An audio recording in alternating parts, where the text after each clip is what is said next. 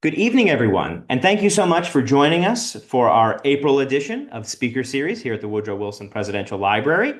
We're delighted that you are joining us today for a conversation all about a White House wedding and the trousseau of Jessie Woodrow Wilson Sayre. We are deeply grateful to the descendants of Jessie Woodrow Wilson Sayre and Mary George White for allowing us to display some of the items that everyone here in the room can see right now and that you at home will see in just a few minutes. I'm delighted to introduce our speaker today, Whitney Robertson. She is a fashion historian and museums professional specializing in the interpretation and care of clothing and textiles. She holds an MA in Fashion and Textile Studies, History, Theory, Museum Practice from the Fashion Institute of Technology, where she co-curated Sole Desire, the Shoes of Christian Louboutin, and completed her graduate thesis on the attire of George Washington. Robertson's professional experience includes collections care, research, and exhibition work at institutions such as the Society of the Cincinnati, Dumbarton House, Belmont-Paul Women's Equality National Monument, the Hampton University, and the Fredericksburg Area Museum, as well as coming up very soon, in June in fact, at the Woodrow Wilson Presidential Library. She has also taught courses in fashion history and textiles at Marymount University and Virginia Commonwealth University, and contributed to ABC-CLIO's Clothing and Fashion, American Fashion from Head to Toe. Robertson and her husband, a Staunton native, reside in Richmond, Virginia, with their 3 rambunctious children. Please join me in welcoming Whitney Robertson. Were engaged about late July of 1913, so not long after Woodrow Wilson had come into the White House, and their wedding took place in November 25th of that year. I kind of want to set the stage for you a little bit for what the scenario was like as she was choosing the pieces that she was going to wear for her White House wedding. So we all know that the people in the White House have a little more scrutiny on their clothing than you and I might, and particularly the women, because if we think about it, most of the time, the men don't have a lot of choosing to do. They say, what time is it? And then they say, okay, well, it's before 6 o'clock, and I'm either going to wear a cutaway or I'm going to wear a suit, depending on what time and what occasion. If it's after 6 o'clock, I might wear white tie and tails. I might wear a tuxedo. If it's the summer, I might wear a dinner jacket later on. But there's not a whole lot of choice involved, and so there's not a whole lot of judgment involved. But we have been watching White House fashions even since George Washington, and he made a statement by choosing American-made cloth for his inaugural suit, which at the time was particularly difficult to do because American manufacturing just didn't have the strength. The infrastructure was not there, so it was difficult to find a woolen mill that produced fabric that looked good enough in a color that looked good enough. By the time we get around to Jessie, we actually are still struggling. America has never caught up with the textile infrastructure of France and other places abroad. We just don't have the history of textile manufacturing that they do. But choosing American cloth is still a part of the conversation when Jessie comes on the scene. So the dresses of Americans and Americans in the White House have been written about, looked at since the beginning of the nation. When she's coming onto the scene, there's a lot of conversation in the fashion world about France and about America and about how French design and manufacture and American design and manufacture should be interacting with one another. So to give you a very quick fashion history lesson, in the late 19th century, probably starting in the 1860s, a man named Charles Worth became one of the most famous. He was sort of the first designer as artiste who sort of rose through the ranks of the fashion industry in Paris and became very famous, styled himself as like the Rembrandt of fashion and dictated what was fashion and what wasn't, and lots of people flocked from all over to Paris to buy from his studio, his atelier. There were a number of other designers who also ascended to the same sort of rank around the same time. And by the early 20th century, it was really a golden age of Paris couture. There were a number of houses that were very celebrated. There was a lot of publicity both in Europe and in America, a lot of periodicals widely disseminating fashion. And this was also a time where there was a close relationship between fashion and art. So if you think about what's happening in Paris in the, around 1910, 19-teens, we've got the Ballet Russe, we've got Fauvist art, we've got, Erte, we've got, there's a number of sort of avant-garde Orientalist themes happening at the time. And so French fashion is really digging into art in that way. America's not so sure about some of this. The American public is nuts for the high-end couture and the design that is being pumped out of Paris. But there's also sort of a lot of gasping and pearl clutching over some of the more avant-garde styles that are emerging. And in fact, we will touch on that when we get to what Jessie chose for her trousseau. At the same time, there are movements within some American publications, Ladies' Home Journal, which had a very wide readership at the time, and some in the New York Times as well, where there's a push for American fashions for American women. And this is in part because there's a desire to create within America the sort of fashion design world and strength of fashion design that is happening abroad, because they argue that this will be more genuine to the needs and desires of Americans, and it will also be better economically. And then there's also some sort of funny moral language, which is actually a long tradition, but I could talk about that again on another day, that sort of equates old world French fashions with this kind of immoral decadence that, sort of grew out of the court of Louis XIV, I'm sorry, and then has gone on and on since even after the French Revolution. There's this feeling that these old French court fashions are sort of the acme of that kind of decadence and moral decay of the old world, and the simplicity of American clothes and practicality of American clothes for American women is morally superior. So there's a lot of debate happening, and add to that the trade wars that are going on at this time. There is widespread piracy of French couture by Americans. So the French couturiers, and when I say couture, I mean fashion designer. That's the word that they typically use. There's a lot of piracy. The couturiers are upset. They're trying to figure out, how do we trademark fashion design, which is notoriously sticky in the intellectual property area.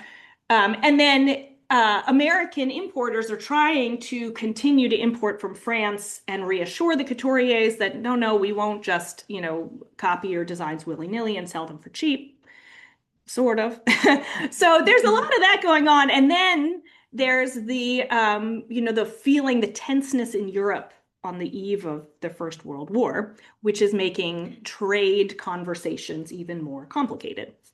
So as Jessie steps into the White House, and as her mother, Ellen Axon Wilson, Woodrow Wilson's first wife, step into the White House, they're very conscious that they're being judged about what they buy and where they buy it from by the public. And there's, of course, no way to make everybody happy, but they are making choices that are trying to go in line with what they think that the American public wants to see from the women in the White House. Jessie's dress is actually made from American, let's see. Ooh, I'm not moving ahead. So sorry. Love my technology. Andrew, can you help me out for just a minute? I'm so sorry. So Jessie's dress, which you will see over here from her wedding, this gorgeous dress that we're so excited to be the custodians of, is actually made, thank you, from American silk that was woven in a mill in New Jersey, in Paterson, New Jersey, which had a number of silk mills around this time. It's the same mill that produced the cloth for Alice Roosevelt Longworth's dress, and Mrs. Taft and Mrs. Roosevelt had also purchase dresses made from silk there. And in fact, another gown that's going to be in our exhibition, which is the gown intended for Ellen to wear to Woodrow's inaugural ball, which never happened, was also made out of silk from the Pilgrim and Meyer silk mill. So that was an intentional choice that was publicized from early on. Wedding dress is American. The design, it was produced in New York. We don't know by whom.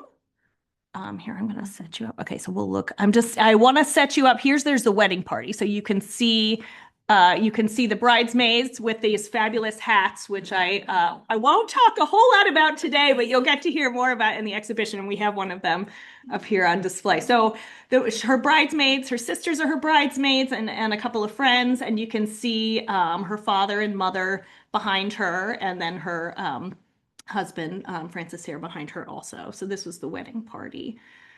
And just to give you an idea of French and American publications, although this is Vogue, this is American Vogue, but it's mostly pulling from French fashion styles. So you can see the dresses, and there's even some subtle differences. I think the one on the front of the Ladies' Home Journal is more conservative. It's a little older fashioned, I think, than the one on the left, which has a little bit more of the sort of looser silhouette that was becoming more fashionable in Paris. But you can obviously see the cap style veils and the gloves on the woman on the right, the trains they all have, and the asymmetrical draping are all things that we see in Jessie's dress right here. So the dress itself, obviously that poor photo was taken before she had been properly decked out, but she looks much nicer now. Is made of that American silk. It was made in New York, and there is no evidence that I could find about who made it, and that drives me nuts. But it was not publicized. I think it was something that they wanted to keep private, and she was absolutely hounded by the press at every corner. So I think any opportunity to be private, they took. I think it was publicized that it was made in New York so that it was known that it was an American piece, an American design. It could have been made in the studios of one of the high-end department stores like B. Altman. It could have been made by a smaller private modiste or someone who was well-known on Fifth Avenue, but not necessarily a big name that we remember now.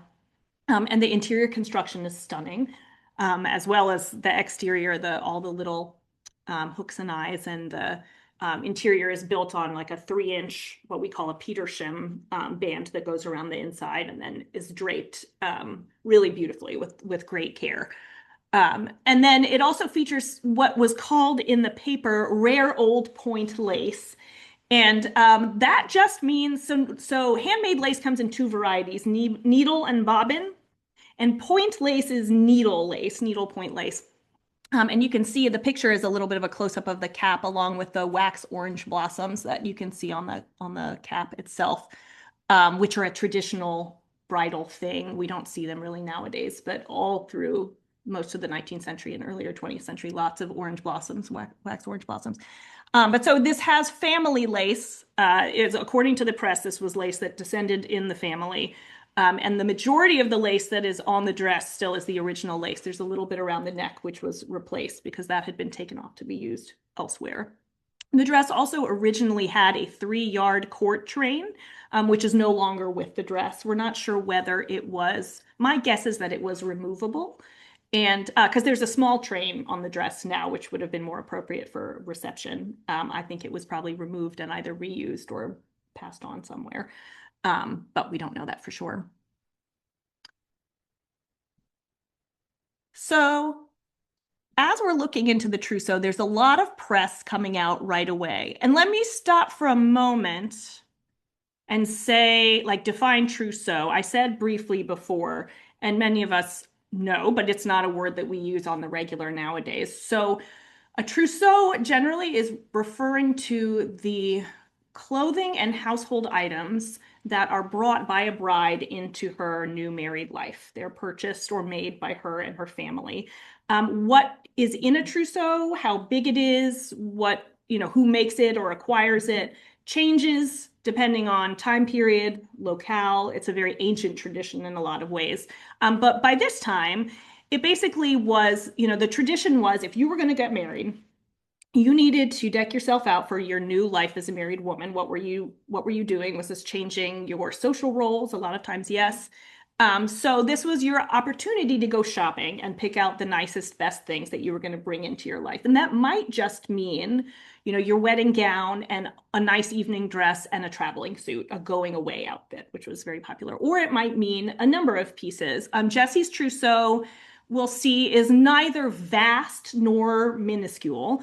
But there was a lot of talk about what she was going to pick and where it was going to come from. So you can see right away, so she's engaged in July. This is from August 1st, American-made trousseau for President Wilson's daughter.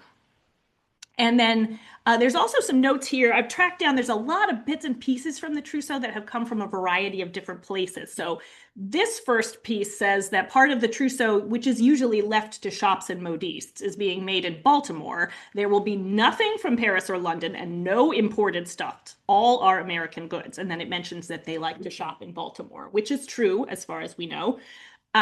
But a lot of our evidence about where they're shopping and what they're getting is coming from the press, because there's not a lot in the letters about what they're doing when they're shopping. And I think it's because they were all together and they didn't need to write each other letters about it. They were all going shopping together. But of course, that leaves me with the imperfect recording of biased press, which often didn't have the whole story. So this one I thought is particularly funny because they mention, this is in early September in the Baltimore Sun, Miss Wilson's trousseau will be made of American goods by American women. And the second paragraph, it says, it is rumored that part of the trousseau will be spun of purest linen by the mountain women of the South, in whose uplift all the women of the Wilson family have shown much interest since Mrs. Wilson joined the Southern Educational Association.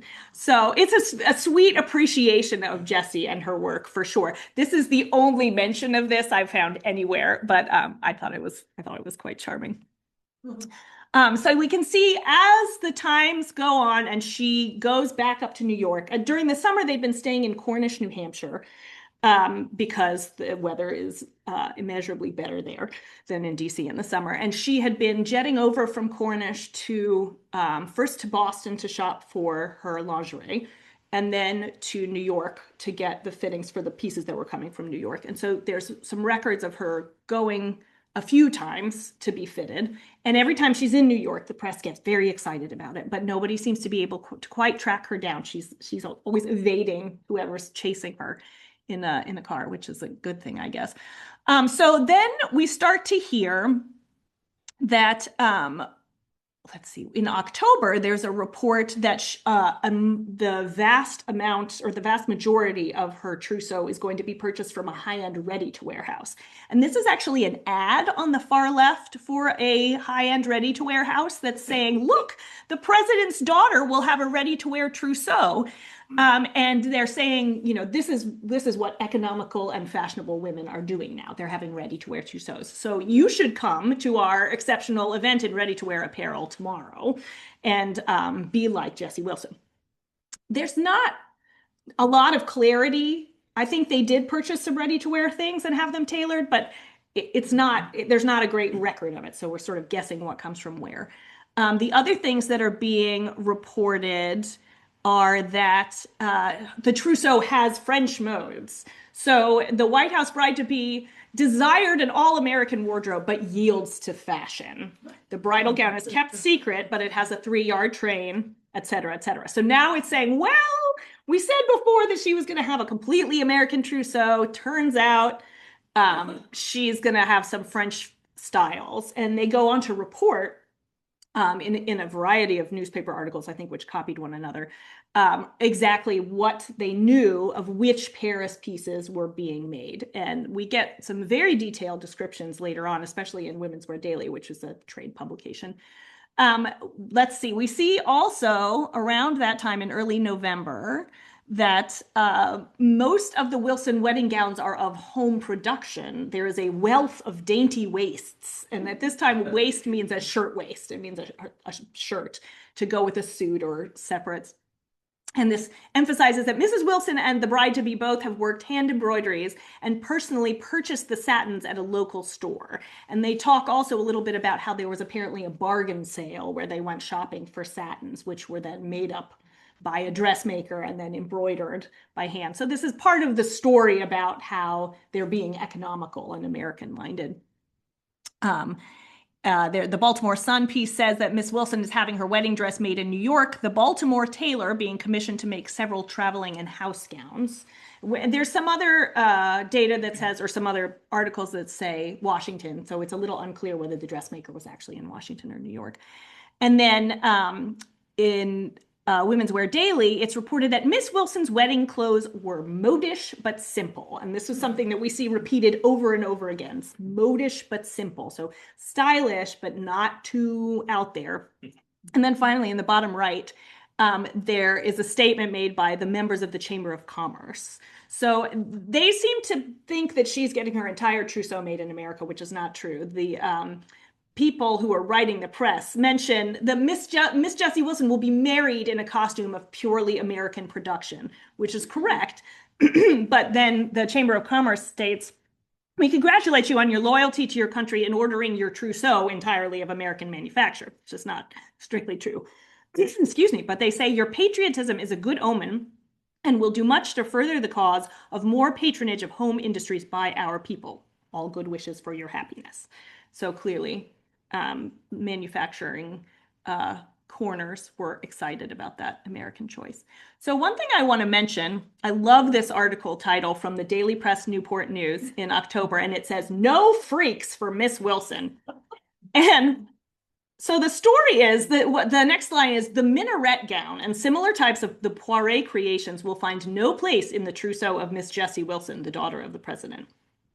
So what had happened is earlier in 1913, there's a designer named Paul Poiret who is particularly avant-garde and famous and a big leader of the Paris couture around this time.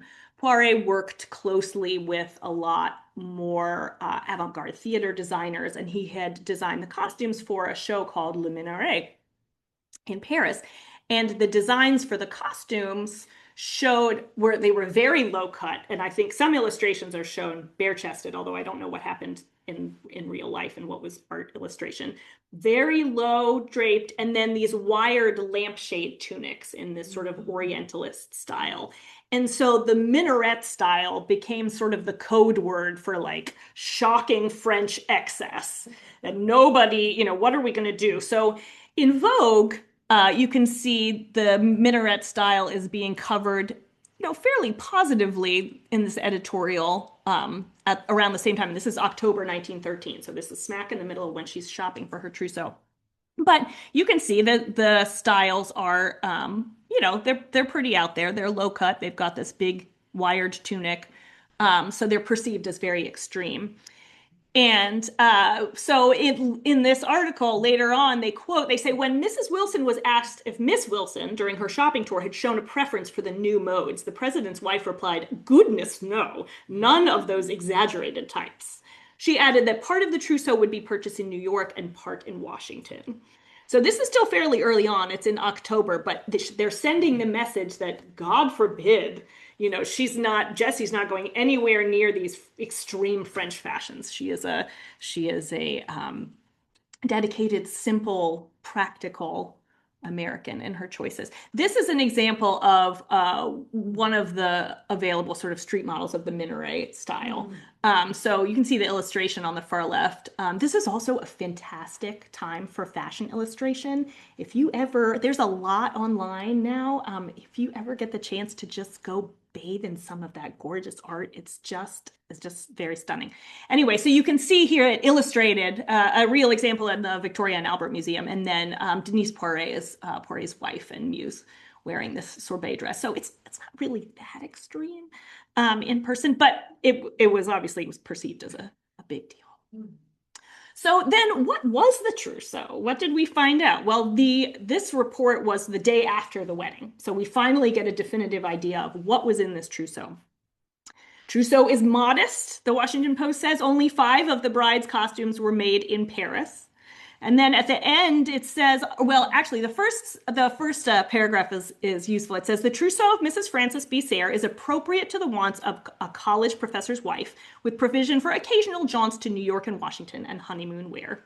And then the last paragraph says, a little Washington dressmaker put off all her other customers during the best part of a month and made practically all the rest of the trousseau gowns from materials and trimmings purchased with an eye to value by Miss Jessie and Mrs. Wilson. We have to put all of these reports together with a grain of salt. But the story is she's bought some nice gowns from Paris. And also she's had a number of things made economically nearby. So what we know, because this was really fun for me to dig into because I wanted to see if I could figure out exactly what pieces were in that trousseau. What we know is that she had her lingerie made, custom made in the famous linen stores of Boston, according to the press. And that was what she bought first. And we do have a record of her going to Boston to visit their friend, the Ted Castles, where she shops for her lingerie. She has a few formal day and evening dresses. There are some Paris imports, we think, or licensed copies, which were made by an import house that had an agreement with the Paris Couturier. We had probably some high-end ready-to-wear from a department store, which would have been altered to fit her. And then some things that were made by a local dressmaker, either in DC or Baltimore. So she had some suits, her going away suit, and then some other suits for wear. Suits were very popular in this time period. And she also was married in the winter, so she was traveling. Her honeymoon was in the wintertime. Shirtwaists were made reportedly by a local dressmaker with a lot of contributions from the family. There was, I'm sure, plenty of millinery, although we have very little reported on specifically on her hats. But this was a very important part of fashion at the time. And then usually household linens were considered a part of the trousseau as well. And those were likely purchased in Baltimore, but I don't know as much about them. So what I did was I tried to look at the descriptions that I found, the best descriptions I could find of these trousseau dresses, and find images that were as similar as possible. These are, in almost all occasions, not the exact dress being described. But I used resources, periodicals, and then there's actually a wonderful resource in the Victoria and Albert Museum's collection. There was a tailor or a dressmaker in England named Elizabeth Handley Seymour, who illegally copied a lot of French couture for her clients. And there wasn't a great way for them to police that in England. But what she did was she sketched all the couture garments, and then her clients could choose from them. So these were not her original designs for the most part. These were from a variety of different couturiers. Sometimes we have the name of who they were from, but they are a great sort of conglomeration of illustrations. And all of this is from the latter half of 1913, before Jessie was married and after she was engaged. So the dress that was described the most in the press was this dinner reception dress. So a reception dress is like it's like a halfway, sometimes it's called semi-décolleté. It's like a gown that's not a ball gown. So you're not meant to dress in it. It's not entirely low cut and not entirely short sleeves, but it's appropriate for a formal dinner or a formal reception. And this one says, the dinner gown is one of the handsomest in the trousseau and is made of ivory white velvet or of a peculiar draped variety, which fits the bride with all the grace of soft silk or satin. And then it talks a little bit more about how it's made. And it talks about a sash of the new shadow embroidery, which is this sort of embroidery on velvet, which has gotten very popular at this time. So I did my best to find a good example of something that looked a fair amount like what I think the description is, and talks about the train. This isn't all, there are a number of articles describing this one, and I sort of put together the best descriptions. We also get the one that we have a named designer for. This is a day dress, an afternoon dress. I'm sorry, and this one is a Paris import. So this one is stated as one of the ones that has arrived from Paris, which means it was either, she likely ordered it from an import house in New York, and it was either a model that they already had bought and owned from Paris, or they had an arrangement to send her measurements to the Paris studio have it made in Paris and shipped over, and the final fittings would have been done in the New York import house. So the same is true for this one, and we hear that it's from Calosseur, which is a very celebrated design house at this time, and a little more on the avant-garde side. And we hear, and I had the hardest time. I wished I could have found a dress that, an illustration that looks just like this dress. This is the closest I could get. But this dress is made of white satin with one of the minaret tunics modified from the extreme type to suit American wearers. And it says the tunic is practically a double skirt of chiffon and Spanish lace. So that's really what we see in the illustration. And then it says the bodice is almost high-necked with a deep V in front. Sleeves are long, and they are finished in a narrow line of black fur. The cachet of this gown lies largely in the deep, soft girdle of black velvet held by a cabochon of highly cut jet. So it would have been very striking. This dress has teal in it, which I don't think is in Jessie's trousseau, and hers would have had long sleeves with black fur at the edges. Fur was very popular for all sorts of clothing, day wear. But it's fun that we know the source, we know the design source, even if we couldn't find an original illustration for that one. The next one, oh, don't fail me again. Oh, backwards. There we go. All right. So the next one we hear about is the going away suit. And this one, we don't actually know where her real going away suit came from. It's not listed as one of the Paris ones. So in the earlier publications, they talk about a couple of blue suits that she orders from Paris. And they are speculating that one of those is going to be the going away suit. But in the report from right after the wedding, it turns out that she ends up choosing a green suit that she already owns or had made as a different part of the trousseau, not one of the Paris pieces, to wear.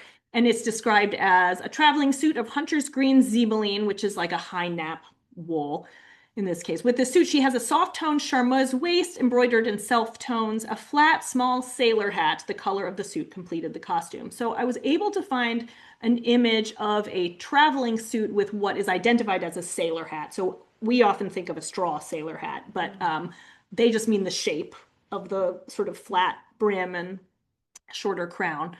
And this is listed in Vogue in 1913 as ideal for traveling because it's a slim silhouette that's easy to wear and not going to catch on things. So this is probably pretty similar. The other thing I found, so yes, here, the other suits that we hear about two different suits. One, both from Paris. So one is described as plainer, of dark blue cloth with a shorter skirt, and they mean on the coat maybe, and a little bit on the skirt, but a straight double-breasted coat just covering the hips and finished with a collar of dark fur, probably be worn as a going-away gown. So there are a few illustrations of similar suits that were very popular at the time. And then there's another suit described of velours de banque in an old blue tone. There's another one that describes it as Dresden blue, with a cutaway jacket showing a waistcoat of soft Persian coloring and a skirt in the new combination of plain and brocade effect of the same material. So neither of these catches either the Dresden blue or the plain and brocade effect, but they both have cutaway coats with a waistcoat underneath. Which was fashionable at the time. So you can see both of these. The one on the right is a Worth outfit, and the one on the left, I think, is from pattern making publication, Vogue Patterns. And then I did find a photograph of Jessie and Francis on the ship that they were taking over for their honeymoon in December of 1913. So I am guessing that the suit that she's wearing in this picture is one of the suits that she ordered for her trousseau, since she's wearing it on her honeymoon. I can't tell which one it is. It looks like it has maybe dark fur at the wrists. It could be one of the blue ones, but it's difficult to tell. And she's not wearing a sailor hat, but she's also on a ship and I think doesn't want her hat to blow off in the wind. So this is as good an image as we're going to get, I think, of her, one of the suits anyway that we know of. That was exciting to find. We also hear that she has a theater gown, an informal dinner gown, that has a very fetching panier draped tunic of chiffon. So panniers are, it's an 18th century style of sort of frills around the waist or the hips. So that's what this looks like. And it says, banded about the waist in the plain pink satin of the new rubelite shade. So I actually think this illustration is very similar to what the gown was. This is probably the closest one I've got. We hear also about another dinner or reception dress that was made by the dressmaker of satin that she had purchased. Very pale blue satin with a long draped train, gold shot chiffon and tulle draped about the waist, and a girdle of old rose silk velvet with looped ends in the back. So this illustration probably catches the color scheme, but not exactly the drape. This is an evening gown. You can see it's cut particularly low and has no sleeves. And then we also hear, the last one that we usually hear about is another dinner dress described as a cream satin gown made with but a slight train and fine cream lace draped over the shoulders and caught into a gold-colored velvet girdle. And then petticoats of the same satin with pleated chiffon ruffles have been made to go with this gown. So this was the best illustration I could find for this. And in fact, just yesterday, as I was looking for some last pictures, I came across these beautiful autochrome photographs that were taken the day before Jessie's wedding by a photographer named Arnold Genthe, which German is not my best, so I may be mispronouncing his name, but he was, I think, a pioneer in color photography and did a number of photographs for the Wilson family. And apparently he came to shoot some photographs at the White House the day before the wedding, the day of the rehearsal, in order to have some pieces that Ellen could then give to Woodrow as Christmas gifts that year. And they were intended photos of the bride and the bridesmaids. Excuse me. But he also took these photographs, and I bet, if it were the day before my wedding and I were choosing what to wear that was not my bridal gown, I would pick something from my trousseau. And I think that this gown that she's wearing here, teal bouncing thing, is the last one that we just heard described. So I think that one is the cream satin gown with but a slight train and fine cream lace draped over the shoulders. And then you can see on the left, she's wearing it with an absolutely stunning evening coat, which is not mentioned in her, there's no coats mentioned in any of the press coverage of her trousseau, which is a little odd, but so you can see there's just a little train and she's wearing it, I think, with a watch. But I just love these photographs because I think they capture the clothing, but they also really capture the spirit of Jessie, I think, in that moment. So that is where I will leave us. And I am happy to answer questions and talk about the gown and the trousseau, and whatever you all would like to hear from. And this is my information, but I'll pop that up again later, but I'll leave her up for while we're taking questions. Thank you. Yes. Something to refer to a Persian color? What would that have been? So that is a great question. And I actually am, my grandmother is Persian. And so I'm fond, and I kept thinking, like, do they mean like a Persian rug? Do they mean, what does Persian style mean? To me, it means paisley. That's the first thing I think of when I think of Persian. But actually, that would be something I would need to investigate because, every time period has its words for things, particularly colors. So your guess is as good as mine, to be honest. But my guess was a paisley design. I don't know. Yes. The construction of the gown fascinates me. I'd love to see the seams. Yes. The trumpet, the flare, is it cut on the bias? How did they do that? It's really interesting. So she was asking about the cut and construction of the skirt. So it is, it's draped. I mean, you can tell that this is a piece that is draped rather than, a pattern making tailoring type piece. There is bias used for a lot of it, which is what creates the cling over the hips and the sides. And then, yeah, you can see at the hem there, the way it flares, that's a bias flare. But it's interesting because there are all these sort of pouchy asymmetrical gathers that also create, moving from the grain to the cross grain changes the way the fabric drapes. So, yeah, it really is. Yeah. Yes. I was just wondering when you have these pictures here that were taken the day before the wedding and you were talking about not having pictures of her in any too many of the Yeah. outfits. In these days and even earlier days after Jessie, was it common to have photographs of the bride to be in their costumes, or? Yeah, that's a great question. So this is a question of how common was it for the bride to be photographed in her trousseau, in the gowns other than her wedding gown. And to be honest, I don't think it was something that was done intentionally. I don't think that, and I'm guessing a little here, but I think most women didn't typically go to the studio in their trousseau clothing necessarily. There might have been photographs taken afterwards. Typically their trousseau gowns became an important part of their everyday wardrobe. So photographs that were taken afterwards may well have been taken in their trousseau pieces. But I think you're right that it was not something that was done intentionally. It wasn't something documented necessarily. I think more typically it would just be the wedding gown. Mm-hmm. Yes, Emily. We do have a question online. Somebody wondering if you've done research into the actual wedding. And if you could give any insight into anything that you found about how many people were there, or if you know of any of the family members, if you found any in your research, any of the dresses that were maybe worn by Yes. the family members. Yes. So this is a question about the wedding itself and what were the dresses worn by family members and what I know. So I will tell you, I have had to focus, the exhibition that's coming up is broad. And I have found many, many research rabbit holes that I've had to pull myself out of so that I don't spend all day and all night researching. So I don't off the top of my head remember all the details about Jessie's wedding. You can find them online fairly easily. There's a lovely White House Historical Association webpage that talks a lot about her wedding. And I want to say it's about 700 guests. I think that they had 2 concurrent dinners. They had like a family dinner in one room and a state dinner in another room.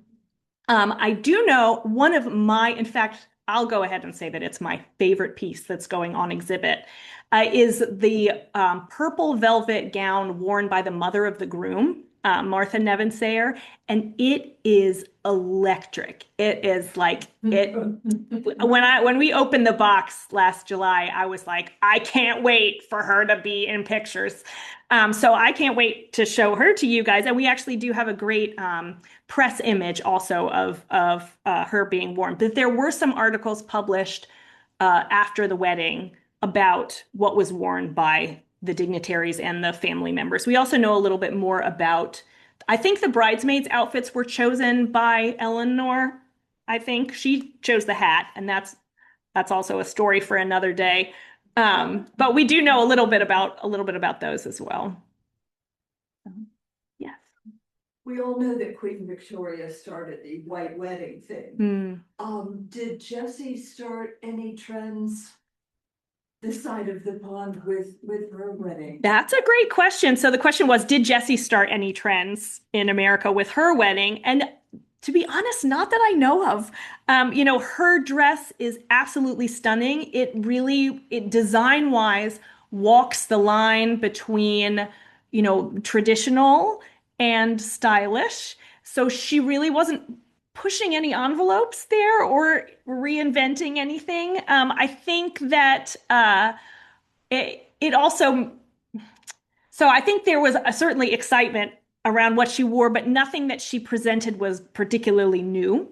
And then her sister, Eleanor, was actually married the following May, again in the White House. And her approach was actually quite different. She was much more ready to shell out for the French stuff. I think she probably felt like the pressure to do the good American thing had been relieved a little bit. That's my guess. But anyhow, I don't know of any trends that she started. But I don't know that for sure. I don't know for sure. Yes. We have another question online wondering, and you kind of already answered this, but what was your favorite item that you've researched for the exhibit so far? Yeah. And is there anything that surprised you about knowing you study fashion? Is there anything that has surprised you on what you found? Yes, always. So the question is there anything that surprised me in doing my research? And also, what's my favorite piece that's going in the exhibition? Well, I did answer that that purple dress is a stunner, but there's also a really fabulous 1881 reception dress with a very lovely draped bustle done in a deep burgundy moire. That is, yeah, this is the stuff I live for. So yeah, I can't wait for you all to see pictures of her too. Surprises, there are lots of surprises. It was interesting to find what information was out there and what wasn't. I really thought I would be able to track down specific makers for things a little bit more. I also thought I would be able to track down images. And there are a lot of, like, this is a very well documented period in French couture where there's a lot of illustrations, there's a lot of periodicals out there. And I had really hoped I would be able to like bullseye the exact gowns in a Vogue, and I was not. But it was very interesting to discover what did the press focus on and when, how did the story arc change, and then what was bounced from which press outlet to which press outlet, because there's a lot of things that are repeated. So that was very interesting to discover as I researched. We have another question online, and fits right with what you just said. They noticed a lot of the information coming in the press is sort of critical. Did you find after the wedding in doing the research that it continues to have sort of a critical look on her? And then how does that compare to Eleanor's wedding? Have you done any research on that? So the question is noticing that some of the press coverage is pretty critical and wondering if that continued after the wedding. And then also, how does that compare to the press response to Eleanor's wedding? To be honest, I have done some research on Eleanor's wedding and I had to stop myself because I had too many other things to research. So someday I would love to find more. And there is a lot of good stuff out there. But I can't really give you a great comprehensive comparison of the press coverage. I will say that never in the coverage of Eleanor's wedding clothes is there any mention of American made or American fashions. It's just she's getting these from Kurtzman and Porter. Here's what they look like. But I think Eleanor was very intentional about how she wanted to approach it also. Because with Jessie, she had been hounded by the press, and then there were sort of leaks about what did her dress look like. So I think with Eleanor, it was intentional. They invited a writer, a fashion writer that they knew was sympathetic to come, and she put it all forth so that it was there. In terms of critical, we get that a little bit in the titles, like, oh, French modes, she's fallen to this or what's she done. But in general, I think they were pretty kind in terms of that, they sort of continued this idea that like, oh, she's stylish, but not too stylish. She's really, walking the American line. And I think all of the coverage that I read about the wedding itself was very glowing. It was very much like, oh, the beautiful image of the bride. And there are articles that describe, every moment, like the strains of Lohengrin as she takes her father's arm and walks down the East Room, and it's so it was very sort of waxed poetic. And I think the press generally sort of celebrated her as a lovely example of, president's daughter. So it was generally positive coverage later.